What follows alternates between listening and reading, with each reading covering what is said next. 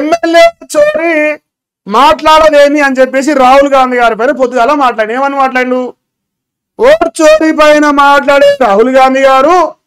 పుల్వాలా చాచా మునిమావుడు Persian plus Christian plus Hindu plus Muslim plus 3 కులాలు 3 మతాలు ఐపిడి పిల్లగాడు కాబట్టి మరి ఏమయ్యా రాజ్యాంగం పుస్తకం పట్టుకొని తిరిగే రాహుల్ గాంధీ ఎడమోపైనవు ఎడముద నష్టమైనవు మరి ఈ తెలంగాణ రాష్ట్రంలో ఓటు చోరీ అని కథలు పడతా ఉన్నావు నువ్వేమో ఢిల్లీలా కానీ తెలంగాణలో పట్టపగటీలు బీఆర్ఎస్ పార్టీలో గెలిచిన 10 మంది ఎమ్మెల్యేలను చోరీ చేసిరు మీ కాంగ్రెస్ పార్టీలు నీకు తెలిసే జరిగింది ఆ ఓటు చోరీలో ఉన్న వాళ్ళు నిన్ను కలిసిర్రు మరి సిగ్గు లేకుండా నువ్వేట కలుపుకున్నావు అని చెప్పేసి ఆయన అడిగింది ఇందులో ఏమైనా తప్పున్నదానే మహేష్ కుమార్ గౌడ్ అన్న మాట్లాడితే కొంచెం సిగ్గుశీరంతో మాట్లాడాలి కొంచెం ఆలోచన చేయాలి మెదడు కరిగించాలి కొంచెమైనా అంటే మరీ ఐన్స్టీన్ అంత కరిగించవద్దు కానీ కొంచెం తక్కువ కరిగించాలి కరిగించి ఏం మాట్లాడుతా ఉన్నావు ఏంది ఈ మాట మాట్లాడితే ప్రజలు ఏ రకంగా తీసుకుంటారు ఈ మాట మాట్లాడొచ్చా మాట్లాడరాదా అని కొంచెం ఆలోచన చేయాలి ఇప్పుడు బీజేపీకి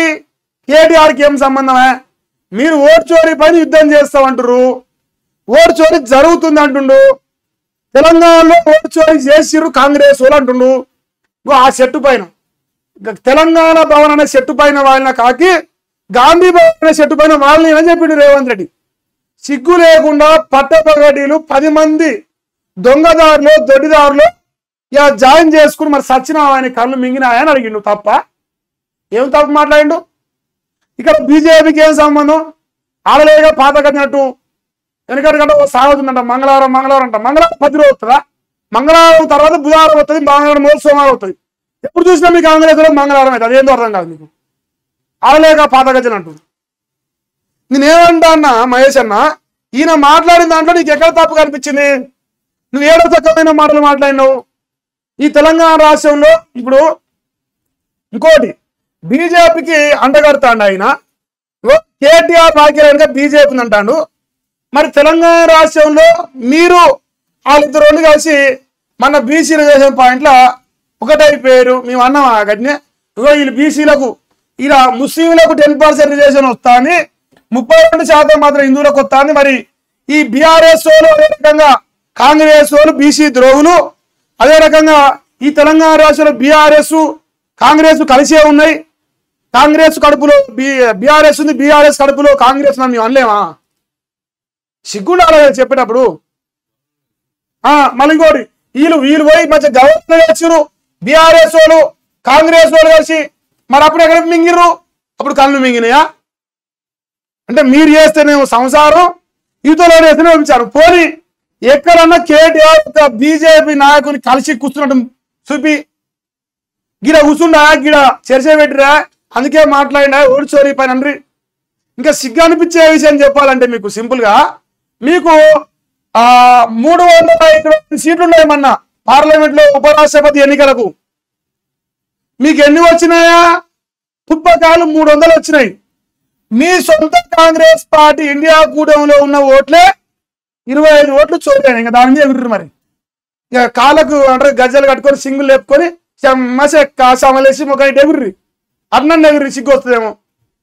మీ సొంత కాంగ్రెస్ పార్టీ ఇండియా కూటమిలో ఉన్న ఓట్లే వాళ్ళే కదా మీకు పాపం పండుతుంది దేశంలో మీ ముత్తాతలు మీ నాయనమ్మలు మీ తాతలు మీ అయ్యలు మీరు చేసిన పాపాలు పండుతా ఉన్నాయి 3 సార్లు ఓడిపోయినా సిగ్గు వస్తలే ఇక మీ కాంగ్రెస్ పార్టీకి 30 సార్లు ఓడిపోయినా మీకు సిగ్గు రాదు వేరే విషయం ఉన్నది నేనేమంటాను ఓటు చోరీ పైన కేటీఆర్ మాట్లాడిన దాంట్లో ఏం తప్పుంది 10 మంది బీఆర్ఎస్ వాళ్ళని గుంజుకోలే అలాగే సొక్కమైన మేము అంటలేము అలాగే రాజ్యాంగబద్ధంగా ఎలిపిరివిలీనం చేసుకోడు మరి అట్లా గుంజపోయారు 30 మంది గుంజితే అయిపోతుంది అట్లన్నా 26 మంది ఏమో లెక్క అది చేత కాకపోయే అభివృద్ధి కోసం వచ్చిన వాళ్ళు వీకిర్రి ఇలా నా మొగడు ఎవరు పేరు చెప్పుకోలేకపోతారు ఇలా అది వచ్చి చాలా పరిశ్రమ మీ మొగడు ఆయన ఏ పార్టీలో ఉన్నారంటే ఏ పార్టీలో వాడుకోరో ఆ పార్టీలో వాడుకున్నాం అంటారు ఇది ఎక్కడి శని ఇది ఎక్కడి బాధ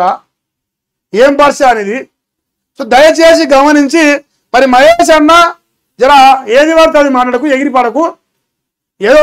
నిన్నమన్న కుక్క బొక్కేసినట్టు నీకు తీసి ఇచ్చిర్రు దానికి ఆపాడుకో నిలబెట్టుకో ఒక బీసీ బిడ్డవు ఇక నీ పైన విమర్శ అంటే మనసు నొచ్చుకుంటుంది వాస్తవానికి. కానీ నువ్వు సోయి లేని మరలు మారుతూ మరి పిలికల్ టచ్ అవుతాను. జర సోయితోని వాస్తవాన్ని ప్రజలకు తెలియజేసే ప్రయత్నం చేస్తే ఏమైనా ఫాయిదా ఉంటుంది. ఇక లేదు కాదు కూడదు నిజే ఏదైనా మాట్లాడుతుంది మరి నీకు కర్ర కాసి వాద పెట్టే పరిస్థితి కూడా ఉంటాయి. ఇక నీ కర్మ మరి నీ చెప్పే కాదు నేను చెప్తాను. అది మహేష్ అన్నకు భయం అవుతుందా?